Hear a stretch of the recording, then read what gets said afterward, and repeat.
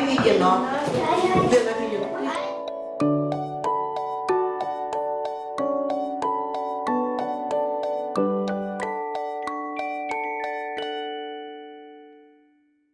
Я долго жила за границей, лет 20. В Турции, сначала в Америке, потом в Турции. И я ощутила огромный дефицит вот доброты людей друг к другу. А именно вот это чувство дефицита меня и привело в Россию. Я вернулась из-за этого. Но в России, к сожалению, тоже в большинстве мест еще сильнее оказывается вот этот дефицит. Личности разъединились, люди разъединились, отошли друг от друга, распались какие-то общественные, семейные, близкородственные связи.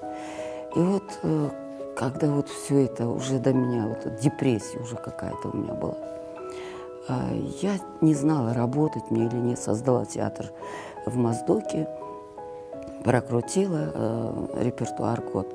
И после этого я вдруг обращаюсь к своей знакомой.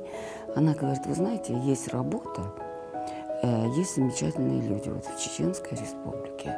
Не хотели бы вы туда поехать? Я приехала из Омской области, издалека, почти 5000 километров отсюда. Я потеряла работу и 3 года не работала. По интернету искала работу, увидела объявление на сайте педсовет. И почему-то даже прочитала «Вино введено», почему-то даже не задумываясь отправила свое резюме.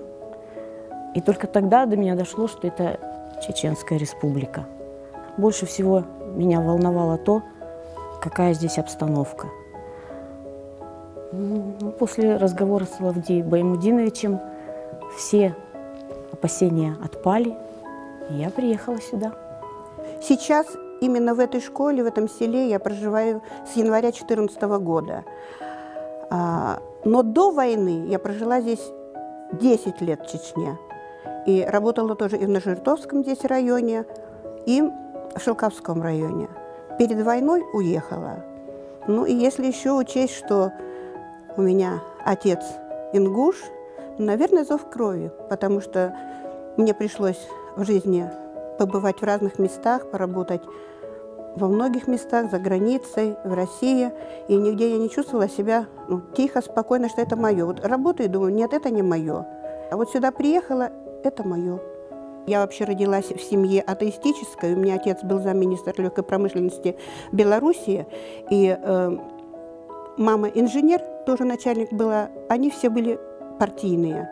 И безусловно, что о Боге разговора здесь не было. До этого, когда я была здесь, в Чечне работала, я работала от горкома партии Грозненского именно против Бога. Здесь проводила такую пропаганду и в Роункажах, да, и в Шелковской. Вот. А уже теперь, когда сейчас я вернулась практически совершенно другим человеком. То есть мой взгляд полностью изменился. В декабре 2013 года я приняла ислам. Поэтому мне комфортно здесь вообще. Сейчас я бенойская, я прописана здесь навсегда. Что меня сюда привело? Скорее всего, обстоятельства. Вот так сложилось, что спонтанно собралась, приехала. Но могу только сказать, что не жалею. И с первого дня и по сегодняшний день приехали мы 7 октября. Так что мы 2-й год, я говорю «мы», потому что я здесь не одна, с сестрой.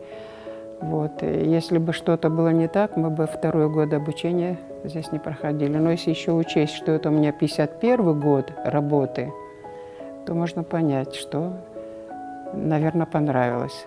Вы, наверное, знаете, что в прошлом году у нас в Украине началась война. И поэтому мы с дочерью вынуждены были уехать к родственникам в Таганрог. Но так как жить в гостях долго не приходится, поэтому я стала искать работу. Разместила объявление на один из учительских сайтов. И буквально в этот же вечер мне позвонил директор школы. И мы сели как бы семейным советом и задумались, ехать ли мне в Чечню.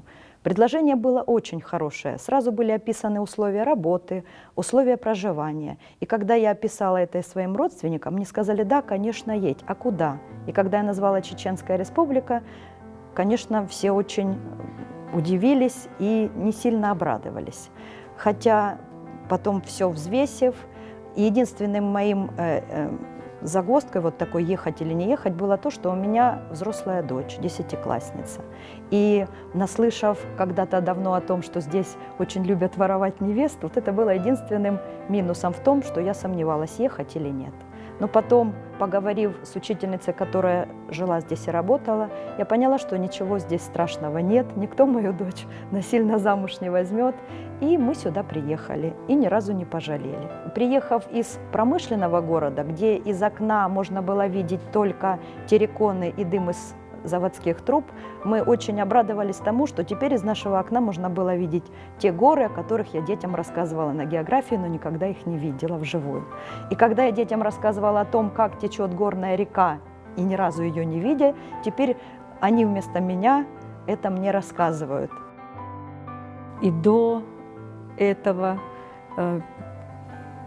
места моей жизни, и после самым незабываемым и ярким в моей жизни будет именно пребывание именно здесь, в Биной-Ведено.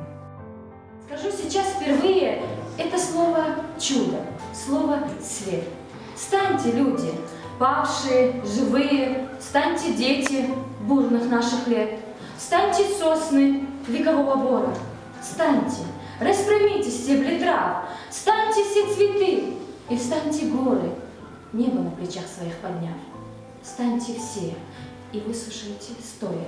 Сохраненное во всей красе слово это древнее, святое. Распрямитесь, встаньте, встаньте все. Это слово сроду не обманет. Я была наслышана об этой школе, много хорошего, что школа работает по современному государственному стандарту. И я хотела себя попробовать в этом. Я работала во многих местах, я видела многих людей, в жизни приходилось, да, но вот как здесь легко с людьми мне не было нигде. Вот ихняя вот чистота, вот доброта вот ничем не испорченная, вот ни временем, ни деньгами. Наверное, вот это, да, это замечательно здесь. Помимо красот здешних, меня поразили здешние люди, дети, такой открытости, такого даже где-то незащищенности, даже немножко страшно за наших детей, потому что слишком они открыты. Их даже вот оценкой боишься вот как-то их задеть, потому что они вот это все воспринимают настолько близко к сердцу. Такие дети, вот когда ты разговариваешь с ним, ты понимаешь, что за что я выбрала эту профессию. За что именно вот социальная педагогика вот была мне интересна. Вот то, что вот ихние проблемы, вот то, что вот им нужно, это все мое, это то, что мне надо. И именно я не жалею выбора профессии. Именно здесь дети мне доказали правильность выбранной мной профессии. Мы проходили испытательный срок, дети нас испытывали на прочность. Вот. Но где-то были так конфликтные ситуации, в течение месяца все уладилось. Они нас приняли. Вот. Был выпускной класс, мы проводили их с большим сожалением, они ушли, привыкаем к остальным. Уже ближе становится значительно. Языковой барьер нам не мешал. Я бы заметила, что есть большие сдвиги. Дети, которые почти не разговаривали, они ушли из школы, выпускники особенно, все владея русским языком. Собственно, с этой целью мы и приехали, научить чему-то, передать свои знания. Если дети тебя понимают, если им с тобой комфортно, проблем нет вообще. Вот, поэтому тут дети везде одинаковые, везде они хотят что-то новое узнать, интересное. Если им скучно, то это детям везде скучно. И там, может быть, и здесь. Неважно, какая парта стоит, новая, старая. Главное, чтобы кто с тобой рядом. А дети везде одинаковые. Всем хочется чего-то интересного и нового.